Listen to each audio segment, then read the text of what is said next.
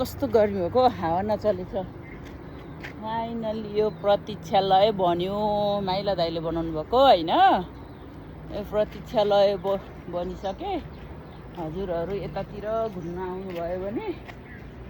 के भन्छ बस्नु सक्नुहुन्छ है अनि पारी दासढुङ्गा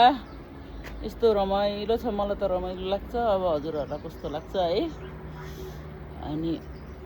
आउनु होला यहाँ बस्नु होला यो के भन्छ प्रतीक्षालय बनाएको दाइले यो बरपिपलको रुख चाहिँ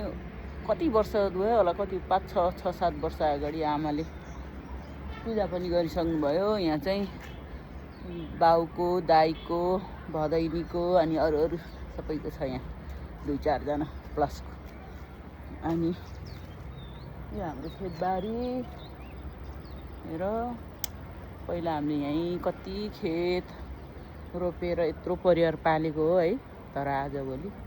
काम गर्ने मान्छे कोही छैन यतिकै बसेको छ यस्तो रमाइलो छ तर आज चाहिँ पानी परे के अरे हावा नचलेछ